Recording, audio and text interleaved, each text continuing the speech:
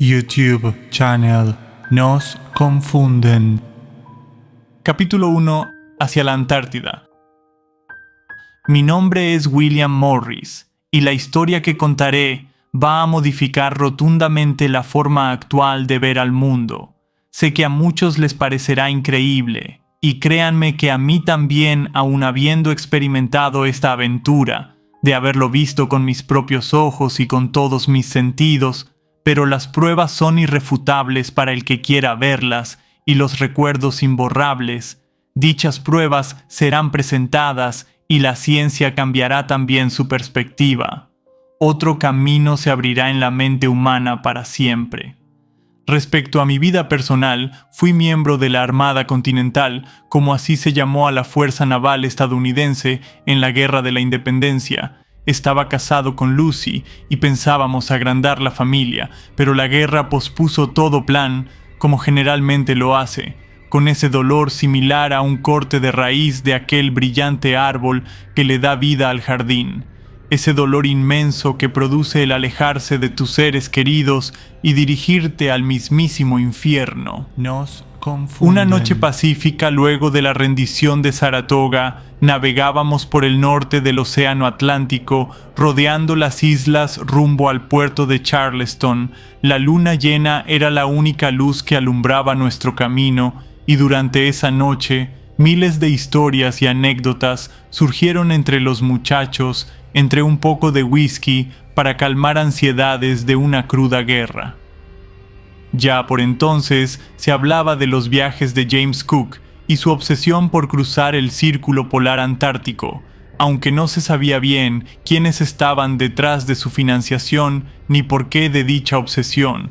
Como tampoco estaba muy empapado en el tema, la charla no me había cautivado lo suficiente, y no le prestaba mucha atención a la misma, mientras los muchachos prosiguieron con las historias. El capitán Butler, muy respetado en el grupo, se unió a las historias de navegación, comentando que era posible la existencia de un pasaje en algún punto del círculo polar, y que ese pasaje podría ser el conector hacia otros mundos. Lo dijo seriamente sin titubear un instante. Mi atención se volvió hacia él, y las 5 o 6 personas que estábamos en ese camarote nos quedamos mudos escuchando su historia. Esperábamos que dijera que se trataba de una broma, pero eso jamás pasó. No podíamos creer que un capitán estuviera contando seriamente que podrían existir tierras detrás del círculo polar antártico. Butler comentó que conocía de buenas fuentes que provenían de las más altas esferas, que estaban investigando y financiando viajes para lograr penetrar el duro clima y unas barreras existentes en las latitudes sur para encontrar posibles tierras y quizá civilización más allá del continente antártico, y que estaban bastante apurados por llevar a cabo estas misiones, ya que muchos navegantes civiles estaban rodeando la zona y no veían con buenos ojos que alguien más llegara.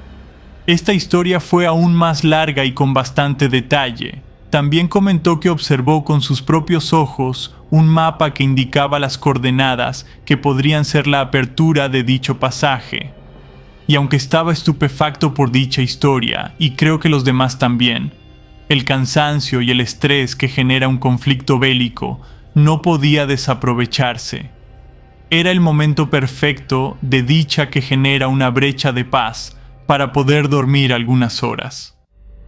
El tiempo transcurrió y luego de la famosa guerra, muchos de los buques utilizados por la Armada Continental fueron alquilados, destruidos, capturados o vendidos. Como por ese entonces yo era una persona de buen pasar económico, sobre todo luego de una guerra que podríamos decir triunfante, si es que luego de una guerra se puede llamar así, realicé una oferta por uno de ellos y logré quedármelo, aunque mis compañeros siempre se mofaron de dicha oferta, ya que ellos dicen que fue ridículamente alta para un buque tan antiguo.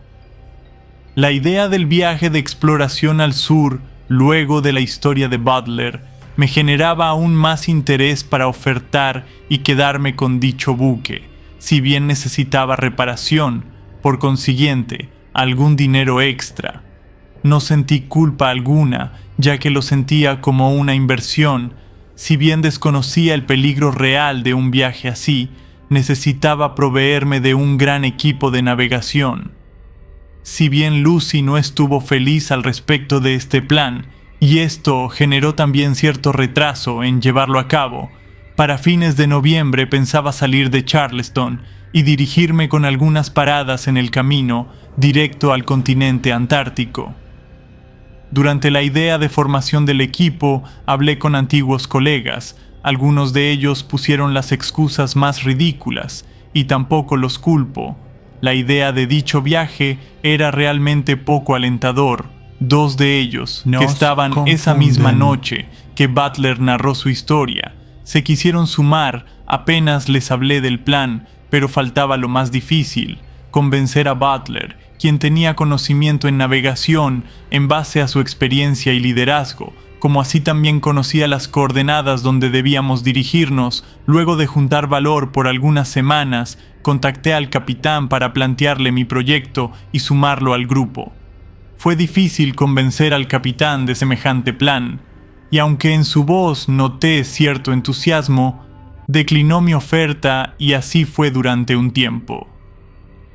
De forma inesperada, la mañana del 11 de octubre, se presentó en mi hogar con otro compañero llamado Fint.